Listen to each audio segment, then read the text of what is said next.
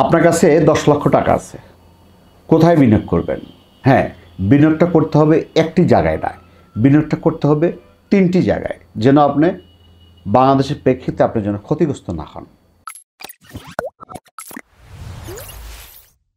আসসালামু আলাইকুম, বিসমিল্লাহির রহমানির রহিম। প্রিয় দর্শক, আজকে সব ভালো আছেন, সুস্থ আছেন, সুন্দর আছেন। আজকে আপনার কাছে নগদ 10 লক্ষ টাকা আছে, আপনি বিনিয়োগ করতে চাচ্ছেন।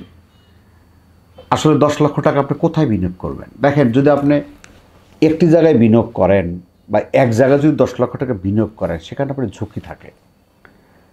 আর আজকে আমি আপনাদেরকে 3টে আইডিয়া দেবো, যেটা আসলে প্যাকেজ হিসেবে 3টে জায়গায় বিনিয়োগ করতে পারেন।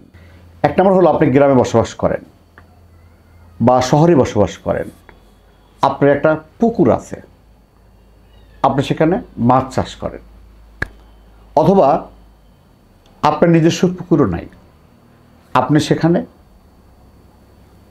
পুকুরটাকে লিজ নিয়ে আপনি বিনিয়োগ করতে পারেন। আপনি একটা পুরাতন পুকুর দেখে যেখানে মাছ চাষ হয়, অথবা আপনার আছে, দেখেন অনেকে অবশ্য চাষ করার ভয়ে লিজ দিচ্ছে না। আপনার যদি একটা পুকুর থাকে, আপনি সেটা মাছ চাষ শুরু করেন, আর যদি পুকুর না থাকে একটা লিজ নিয়ে আবার পুকুর চাষ করে করেন। আপনার এই 10 লক্ষ টাকার এই মাছ চাষে আপনি 6 লক্ষ টাকা বিনিয়োগ করেন। আর মাছ চাষে কিন্তু বিনিয়োগটা হলো 6 মাসে। আমরা দেখছি, যদি আপনি লিজ নিয়ে ব্যবসা করেন, বছরে আপনি 2টা হারভেস্ট করতে পারবেন। আপনি 6 লাখ টাকা এই জন্য বলছি, আপনি যদি ধরেন 1 লাখ টাকা আমি মাছের পুকুরের ভাড়া বা পুকুর কিছু সংস্কার আছে, এগুলো করা প্রয়োজন। আপনার যদি 3 বিঘা একটা পুকুর নেন, সেখানে 1 লাখ টাকা বছর আপনার কাছ থেকে নিবে, মানে লিজ হিসাবে নিবে।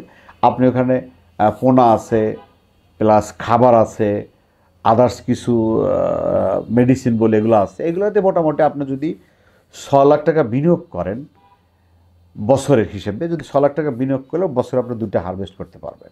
3 বিঘা পুকুর নিয়ে এর মধ্যে মিক্সও চাষ করবেন, একক কোনো চাষ করবেন না।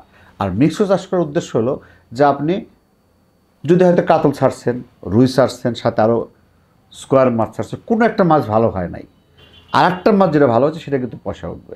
এই জন্য মিক্সো মাছ চাষ করা খুবই প্রয়োজন। মিক্সো মাছ চাষ করলে আপনি লস খাওয়ার সম্ভাবনা থাকে না। আপনি যে পুকুরটাতে মৎস্য চাষ করবেন, দেখেন সেই পুকুরের যে যদি আপনি লোকেও নিয়োগ দেন, যদি আপনি একটা বা 2টা লোক নিয়োগ দেন, বা একটা ফিক্সড রাখলেন, আর একটা লোক যদি লাগে, তাহলে আপনি দিন বা ডেবাও নিলেন, আপনি কিন্তু ওইখানেই যদি ওর সাথে আরও 2 লাখ টাকা একটা বিনিয়োগ করেন, একটা মুরগি খামার করলেন বা একটা হাঁসের খামার করলেন, কারণ ওই পুকুর চালায় কিন্তু অনেক জায়গা কিন্তু আপনার ওয়েস্টেজ থাকবে।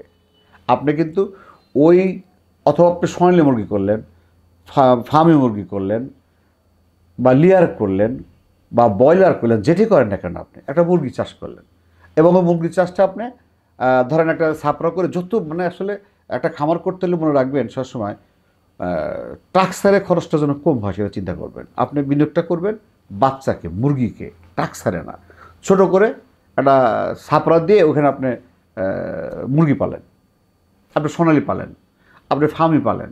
হ্যাঁ, এবং এই সোনালি বা ফার্মিগুলো কিন্তু মোটামুটি যদি আপনি 6 মাস টার্গেট করেন, 6 মাসে কিন্তু 2টা হারভেস্ট করতে পারবেন।